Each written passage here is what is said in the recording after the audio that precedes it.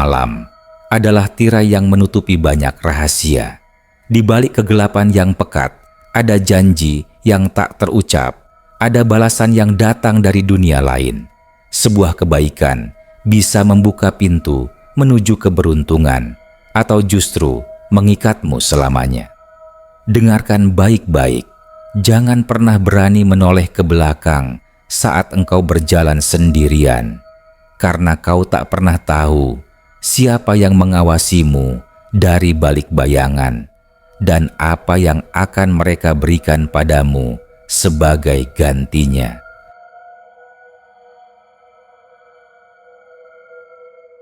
Langit Jakarta sore itu tak ubahnya kanvas yang dilukis dengan cat air merah marun.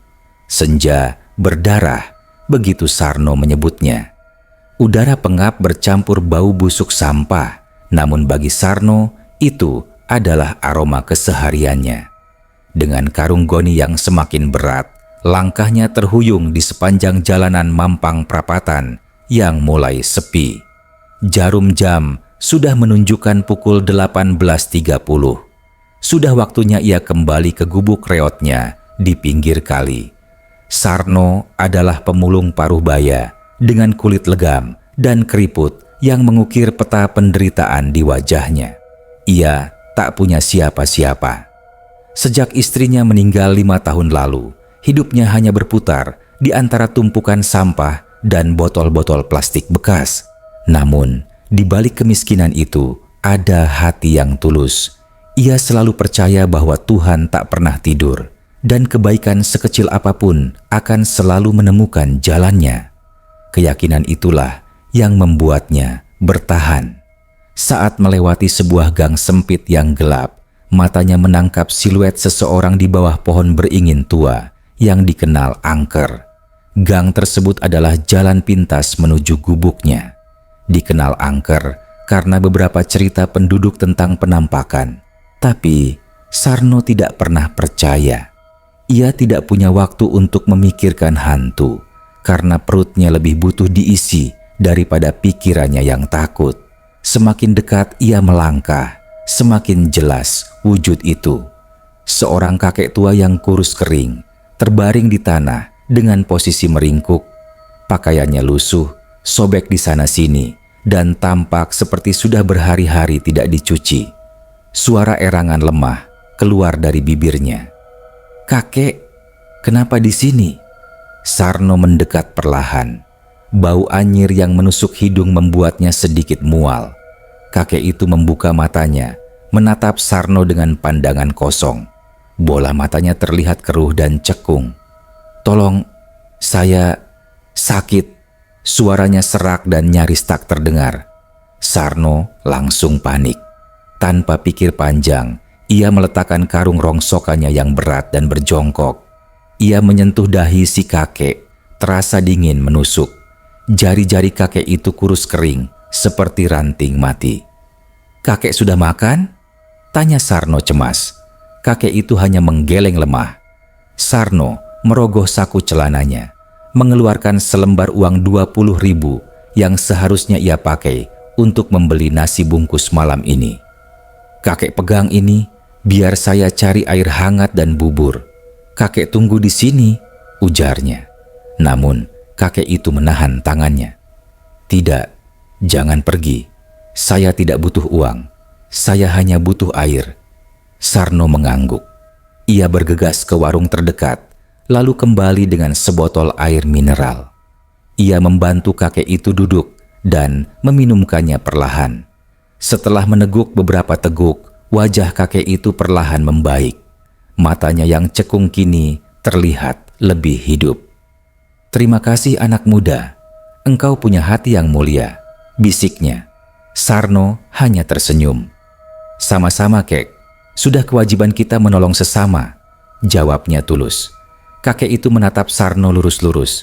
Pandangannya begitu dalam, seolah menembus jiwa Sarno.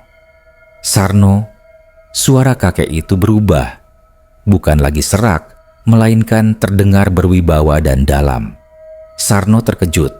Bagaimana kakek ini tahu namanya? "Saya tahu engkau sedang kesulitan. Tapi engkau tetap memilih menolong orang asing seperti saya, lanjut kakek itu. Sejenak, Sarno merasa merinding. Bulu kuduknya berdiri. Pandangan kakek itu kini terasa aneh, bukan pandangan seorang manusia biasa. Di balik bola matanya, yang tadinya keruh, kini memancarkan cahaya keemasan yang redup. Kakek itu perlahan bangkit berdiri. Tubuhnya yang tadinya ringkih, kini tegak. Ia mengulurkan tangan, menyentuh karung rongsokan milik Sarno. Kebaikanmu akan dibalas. Ambil karungmu dan pulanglah. Jangan menoleh ke belakang sebelum sampai di rumah, katanya dengan suara yang menggaung, seolah datang dari lorong waktu. Sarno terpaku, tak bisa bergerak. Ia ingin bertanya lebih banyak, tapi kata-kata tak bisa keluar dari mulutnya. Kakek itu kemudian menghilang begitu saja, seperti asap yang ditiup angin. Sarno mengusap matanya, tidak percaya. Ia melihat ke sekeliling, tidak ada siapapun. Hanya ada pohon beringin tua yang kini tampak lebih menyeramkan dan karung rongsokannya yang masih tergeletak di tanah. Sarno berdiri mematung di tempat kakek itu menghilang. Malam semakin pekat. Langit yang tadinya merah marun kini berubah menjadi hitam kelam, seolah menelan semua cahaya. Angin berhembus kencang, menggoyangkan daun-daun beringin tua, menciptakan suara gemerisik yang menyerupai bisikan-bisikan tak jelas. Bulu kuduknya masih berdiri. Sarno adalah orang yang logis. Ia tidak percaya hal-hal mistis. Tapi kejadian barusan terlalu nyata untuk disebut halusinasi. Bagaimana kakek itu bisa tahu namanya? Bagaimana ia bisa menghilang begitu saja? Pertanyaan-pertanyaan itu memenuhi kepalanya, menciptakan ketakutan baru yang belum pernah ia rasakan. Sarno akhirnya memberanikan diri mendekati karung rongsokannya. Ia merasa ragu. Tiba-tiba dari dalam karung itu terdengar suara aneh. Bukan suara botol atau kaleng yang bergesekan, melainkan suara gemerincing seperti kepingan-kepingan logam yang saling berbenturan. Jantung Sarno berdebar tak karuan. Ia meraih karung itu, terasa lebih berat dari sebelumnya. Ia teringat pesan kakek itu, jangan menoleh ke belakang sebelum sampai di rumah. Kata-kata itu berulang-ulang di kepalanya. Sarno menghela napas panjang, berusaha menenangkan diri. Ia harus pulang. Ia harus memastikan apa yang terjadi. Dengan langkah yang dipercepat, Sarno berjalan menembus kegelapan gang. Setiap suara membuatnya terkejut. Pohon beringin tua itu terasa mengawasi. Bayangan-bayangan dari dahan-dahannya seolah mengulurkan tangan untuk meraihnya. Ia menunduk, fokus pada langkah kakinya, berusaha mengabaikan semua hal yang ada di sekelilingnya. Ia terus berjalan, tidak berani menoleh ke belakang. Ketakutan itu semakin membesar. Ia merasa ada sesuatu yang mengikutinya. Sesuai pesan kakek, ia tidak menoleh. Ia hanya bisa mengencangkan genggaman pada karung rongsokan itu dan berdoa dalam hati. Ia berdoa agar bisa sampai di gubuknya dengan selamat. Setelah berjalan sekitar 15 menit, ia sampai di gubuk reotnya. Gubuk itu terbuat dari triplex bekas dan beratap seng yang berlubang-lubang. Bau amis dari kali di sampingnya menyambut kedatangannya. Sarno langsung masuk, mengunci pintu triplexnya yang reot dengan sebilah kayu. Napasnya terengah-engah. Ia menyalakan lampu teplok yang cahayanya redup. Bau minyak tanah segera memenuhi ruangan. Sarno meletakkan karung rongsokannya di tengah ruangan, lalu duduk di tikar lusuh. Jantungnya masih berdebar kencang. Ia mencoba menenangkan diri, tapi rasa penasaran lebih kuat dari rasa takutnya. Ia membuka ikatan karung itu perlahan. Tangannya gemetar. Ia mencondongkan kepala, mencoba mengintip isinya. Samar-samar, di bawah cahaya redup lampu teplok, ia melihat sesuatu yang berkilauan. Sarno menarik napas dalam-dalam. Dengan satu tarikan, ia membuka mulut karung itu lebar-lebar. Isinya bukanlah botol plastik, kaleng bekas, atau kardus usang. Karung itu penuh dengan tumpukan uang kertas. Ada lembaran 50 ribuan, 100 ribuan, bahkan ada yang 1000-an. Semuanya terikat rapi dalam gepokan-gepokan. Matanya membelalak. Ia mengusap wajahnya, berpikir ini hanya mimpi. Ia menyentuh tumpukan uang itu, merasakan teksturnya yang halus. Ini bukan rongsokan, ini uang sungguhan. Uang yang begitu banyak mungkin bisa membuatnya hidup layak selama bertahun-tahun. Sarno merasa otaknya beku. Tubuhnya terasa dingin. Ia mengingat kembali kakek di bawah pohon beringin tua. Kakek yang menghilang begitu saja. Pandangan matanya yang aneh, suaranya yang dalam, dan pesannya untuk tidak menoleh ke belakang. Semua potongan teka-teki itu mulai menyatu, membentuk gambaran yang menyeramkan. Kakek itu bukan manusia biasa. Kebaikan Sarno dibalas, tapi dengan cara yang tidak biasa, dengan cara yang menakutkan. Sarno menatap tumpukan uang itu. Ia seharusnya bahagia, tapi yang ia rasakan adalah ketakutan yang luar biasa. Ia merasa sedang terjebak dalam sebuah perjanjian aneh. Perjanjian dengan entitas yang tidak ia kenal. Malam itu, Sarno tidak bisa tidur. Ribuan lembar uang kertas yang teronggok di karung goni menjadi saksi bisu atas peristiwa yang mengubah hidupnya. Setiap kali ia memejamkan mata, wajah kakek tua itu muncul, disusul dengan pandangan matanya yang memancarkan cahaya keemasan. Bisikan-bisikan gaib seolah memenuhi gubuknya, mengulang-ulang pesan kakek, jangan menoleh ke belakang. Sarno yakin kakek itu adalah sosok jin. Jin muslim, mungkin. Doa dan kebaikannya telah mempertemukannya dengan entitas tak kasat mata yang memberikan berkah.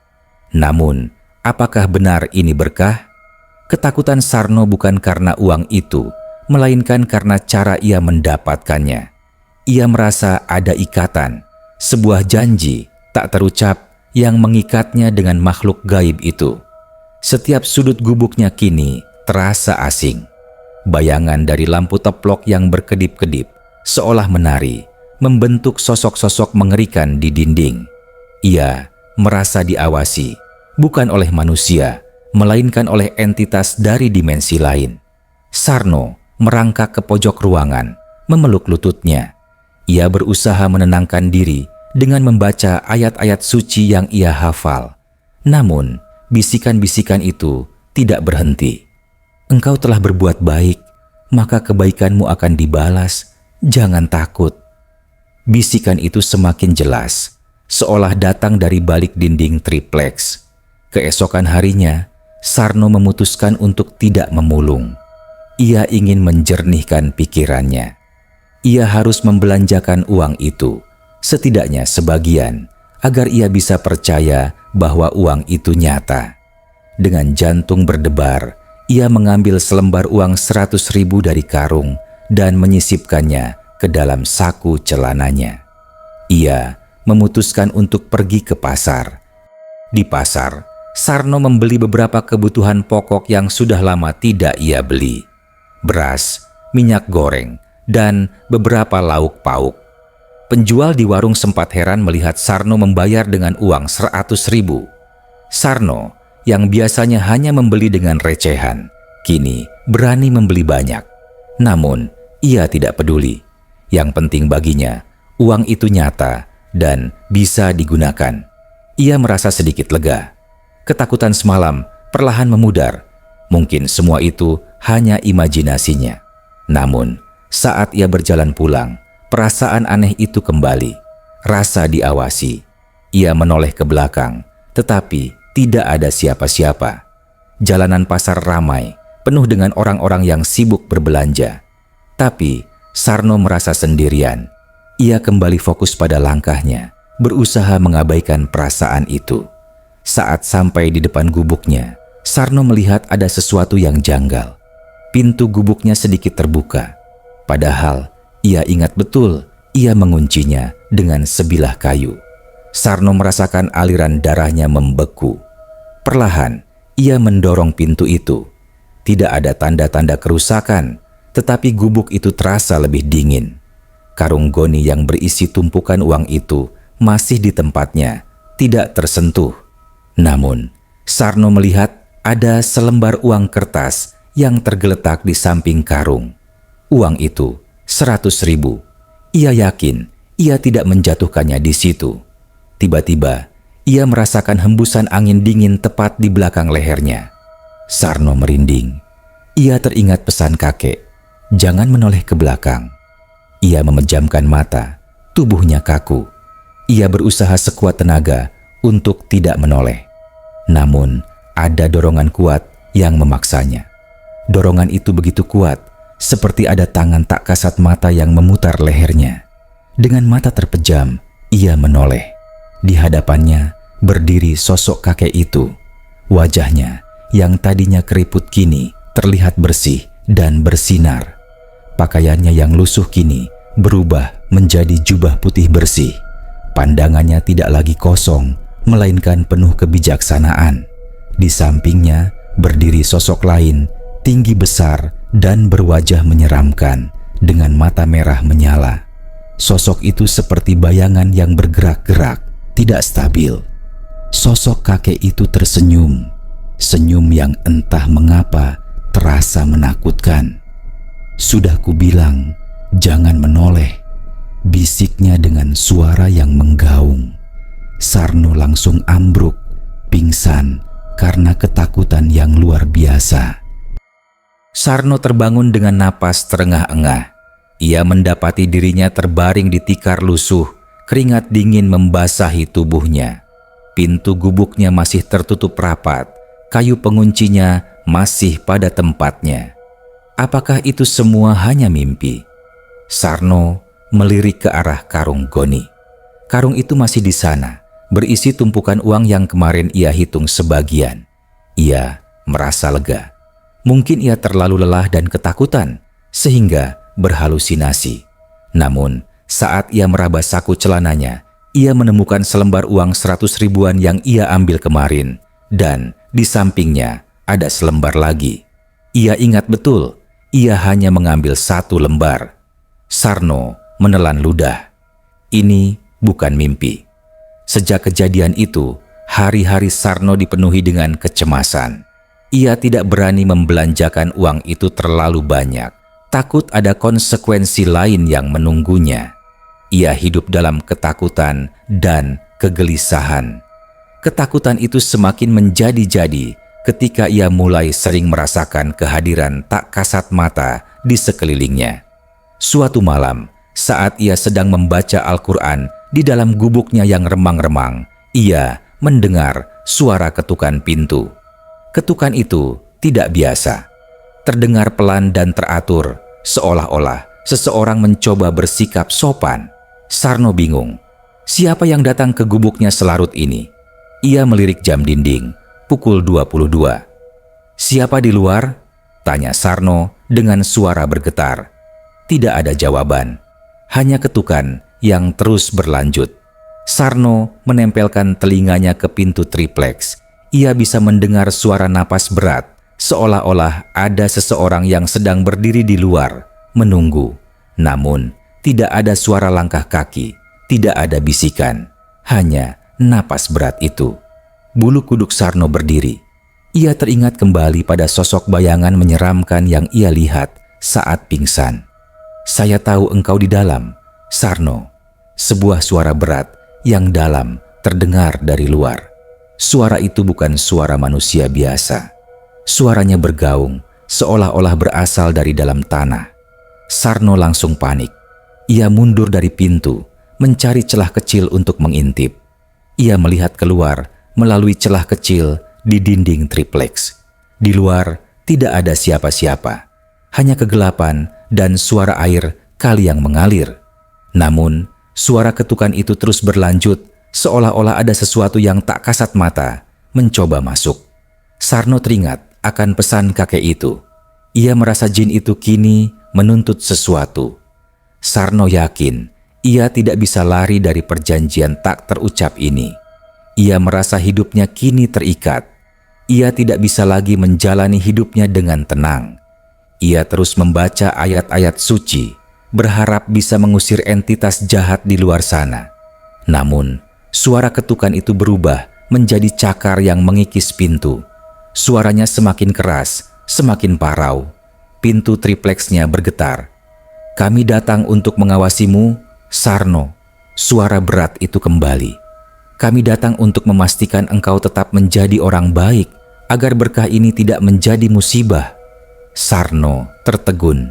Jadi, jin itu bukan jahat. Mereka hanya mengawasinya. Tapi, mengapa harus dengan cara yang menakutkan? Suara ketukan itu berhenti. Sarno memberanikan diri melihat keluar lagi. Tidak ada siapa-siapa. Hanya ada kegelapan. Pagi harinya, Sarno membuka pintu gubuknya. Di depan pintu, ada setumpuk nasi bungkus. Nasi bungkus yang masih hangat dengan lauk yang lengkap. Sarno bingung. Siapa yang menaruhnya di sini? Ia melihat ke sekeliling. Tidak ada orang. Sarno mengambil nasi bungkus itu. Ia tidak berani memakannya. Ia merasa nasi itu adalah jebakan, pemberian dari makhluk gaib yang semalam mengunjunginya. Ia memutuskan untuk memberikannya kepada pengemis di jalan. Setelah memberikannya, ia merasa lega. Mungkin dengan bersedekah, ia bisa memutus ikatan dengan jin itu. Namun, ia tidak tahu ikatan itu justru semakin kuat. Seminggu berlalu sejak kejadian ketukan pintu misterius itu. Sarno mulai merasa lebih tenang. Ia sudah membelanjakan sebagian uangnya untuk membeli beberapa kebutuhan yang lebih layak, seperti kasur dan kompor gas kecil. Ia tidak lagi makan nasi bungkus, kini ia bisa memasak sendiri. Ia juga mulai membelikan makanan untuk anak-anak jalanan di sekitar gubuknya. Dengan kebaikan yang ia lakukan, ia berharap jin itu tidak lagi mengganggunya. Suatu malam, saat Sarno sedang memasak, ia mendengar suara isakan tangis dari balik dinding. Suara itu begitu pelan, nyaris tak terdengar, namun menusuk ke dalam hati. Sarno menghentikan aktivitasnya. Ia mematikan kompor gas dan menajamkan telinganya. Isakan itu terus terdengar. "Tolong, saya sakit." Suara itu begitu lemah, seperti suara kakek tua yang ia tolong di bawah pohon beringin. Sarno merasa merinding. Ia tahu suara ini. Ia tahu siapa yang berada di luar gubuknya. Sarno tidak berani membuka pintu. Ia duduk di pojok ruangan, kembali membaca ayat-ayat suci. Ia berdoa agar jin itu tidak datang lagi. Namun, isakan itu semakin keras, berubah menjadi tangisan pilu. Tangisan itu seolah-olah merobek-robek hatinya. Sarno tahu ia harus melakukan sesuatu. Ia tidak bisa mengabaikan tangisan itu, apalagi jika itu adalah kakek yang ia tolong. Hatinya tergerak. Ia tidak peduli jika itu jebakan. Ia harus menolong. Dengan tangan gemetar, ia membuka pintu gubuknya. Di luar, ada seorang wanita muda terbaring lemas di tanah dengan luka di kakinya. Wajahnya pucat dan ia menggigil kedinginan. Sarno terkejut. "Neng, kenapa di sini?" Sarno segera mendekat dan membantunya bangun. "Kakiku sakit, saya jatuh." Wanita itu menangis. Sarno tidak tega. Ia segera membopong wanita itu masuk ke gubuknya dan merawat lukanya. Wanita itu bernama Laras. Ia mengaku tersesat dan jatuh di dekat gubuk Sarno. Laras adalah seorang mahasiswi yang sedang melakukan penelitian di daerah tersebut. Sarno merawat Laras selama 2 hari. Laras merasa sangat berterima kasih. Ia melihat kebaikan Sarno yang tanpa ragu menolongnya meskipun Sarno sendiri hidup dalam keterbatasan. Selama 2 hari itu, Sarno menceritakan kisah hidupnya, termasuk pertemuannya dengan kakek misterius itu. Laras mendengarkan dengan seksama. Ia adalah mahasiswi jurusan sastra dan ia tertarik dengan cerita-cerita rakyat. Menurutnya, Sarno telah bertemu dengan Karin, jin pendamping yang sangat kuat. Karin bisa datang dalam wujud apapun, termasuk orang yang engkau kenal. Kakek itu adalah karinmu, Sarno. Ia datang karena engkau berbuat baik. Ia adalah jin muslim yang bertugas untuk mengawasi dan membimbingmu. Berkah yang ia berikan adalah ujian. Ujian apakah engkau akan menggunakan uang itu untuk hal-hal yang baik atau sebaliknya. Jelas Laras, Sarno tertegun. Selama ini ia ketakutan, padahal jin itu datang untuk membimbingnya. Setelah Laras pergi, Sarno merasa lega. Ia akhirnya mengerti, uang itu bukan kutukan, melainkan amanah. Ia memutuskan untuk menggunakan uang itu dengan sebaik-baiknya. Ia mulai membuka warung kecil di depan gubuknya, menjual nasi dan lauk pauk. Ia mempekerjakan beberapa tetangga yang juga hidup dalam kesulitan. Sarno merasa bahagia, hidupnya kini lebih berarti. Namun, di balik kebahagiaan itu, ada sesuatu yang Sarno tidak sadari. Laras, wanita yang ia tolong, ternyata bukan manusia biasa. Ia adalah jelmaan dari jin yang memiliki hubungan erat dengan kakek itu. Ia datang untuk menguji Sarno. Apakah Sarno akan tetap berbuat baik setelah mendapatkan banyak uang? Dan Sarno telah lulus ujian itu. Kebaikan yang ia berikan kepada Laras, meskipun ia tidak tahu siapa Laras sebenarnya, adalah bukti ketulusan hatinya. Namun, semua itu ada konsekuensinya. Setelah Laras pergi, kehidupan Sarno berubah drastis. Warung kecilnya berkembang pesat. Ia menjadi sosok yang dihormati di lingkungannya, bukan lagi pemulung yang dianggap sebelah mata. Ia membangun gubuknya menjadi rumah kecil yang layak, lengkap dengan kamar mandi dan dapur bersih. Ia terus mempekerjakan tetangga-tetangga yang membutuhkan. Sarno tidak pernah lupa untuk berbagi. Setiap hari Jumat, ia membagikan nasi bungkus gratis kepada siapapun yang lewat di depan warungnya. Namun, meskipun hidupnya kini sejahtera, Sarno tidak pernah bisa lepas dari bayang-bayang masa lalunya. Bayang-bayang kakek tua itu dan Laras. Ia sering merasakan kehadiran mereka di sekelilingnya. Tidak lagi menakutkan, tetapi terasa seperti pengawasan. Saat ia sedang membagikan sedekah, ia sering merasa ada hembusan angin dingin yang lewat, seolah-olah ada yang tersenyum dan bangga. Saat ia sedang tidur, ia sering bermimpi bertemu kakek itu. Kakek itu selalu tersenyum, wajahnya bersinar, dan ia selalu berkata, "Engkau telah melakukan hal yang benar, Sarno. Teruslah berbuat baik." Suatu malam, Sarno sedang merenung di depan warungnya yang sudah tutup. Ia melihat ke langit malam yang bertabur bintang. Di sana, di antara bintang-bintang, ia melihat wajah kakek itu. Wajah itu tersenyum, lalu menghilang. Sarno tidak lagi merasa takut, ia merasa damai. Ia menyadari bahwa berkah yang ia terima tidak hanya berupa uang, tetapi juga bimbingan spiritual. Di malam yang sama, di sebuah rumah mewah, Laras duduk di terasnya sambil membaca buku. Ia menutup buku itu dan tersenyum. Sarno telah lulus ujian, bisiknya pelan. Ia tidak lagi memakai wujud manusia, melainkan kembali ke wujud aslinya, sesosok jin yang cantik dengan mata bersinar. Ia adalah Karin dari kakek itu yang datang untuk memastikan Sarno tidak berubah. Kisah Sarno menyebar di kalangan warga. Mereka percaya bahwa Sarno diberkahi oleh jin muslim. Mereka menyebut Sarno sebagai pemulung yang diberkahi. Namun, Sarno sendiri tidak pernah menganggapnya sebagai berkah. Ia menganggapnya sebagai amanah. Amanah yang harus ia jalankan dengan sebaik-baiknya.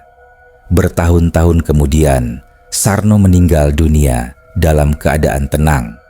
Di pemakamannya, banyak orang datang. Bukan hanya dari kalangan warga sekitar, tetapi juga dari jauh. Mereka semua menceritakan kebaikan-kebaikan Sarno. Saat jasadnya akan dikebumikan, tiba-tiba langit mendung, angin berhembus kencang, dan terdengar suara bisikan dari langit. "Selamat jalan Sarno, engkau adalah orang baik." beberapa orang yang hadir di pemakaman melihat sosok bayangan besar di atas pohon beringin. Sosok bayangan yang menyerupai kakek tua dan wanita muda. Mereka menunduk, memberi hormat. Setelah pemakaman selesai, di makam Sarno tumbuh sebatang pohon beringin muda. Pohon itu tumbuh subur, seolah-olah menjadi saksi bisu atas kebaikan dan perjanjian yang telah Sarno jalani. Beberapa orang percaya pohon beringin itu adalah penanda bahwa Sarno kini berada di sisinya dan Karinnya tetap menjaganya bahkan setelah kematian. Kisah ini menjadi legenda di daerah tersebut, sebuah kisah yang mengajarkan bahwa kebaikan akan selalu menemukan balasannya, meskipun balasannya datang dari dimensi yang tidak kita duga. Dan terkadang berkah itu datang dengan konsekuensi yang mengharuskan kita hidup dalam bayang-bayang selamanya. Apakah Anda berani menolong orang asing di jalanan sepi? Siapa tahu Anda akan menjadi Sarno berikutnya. Dan kini kau telah mendengar kisah Sarno. Kisah tentang kebaikan yang dibalas dengan cara yang tidak terduga. Sebuah kisah yang mengajarkan bahwa di setiap perbuatan baik ada mata yang mengawasi. Tidak semua yang datang dari kegelapan itu jahat, dan tidak semua yang terlihat seperti berkah itu selalu membahagiakan.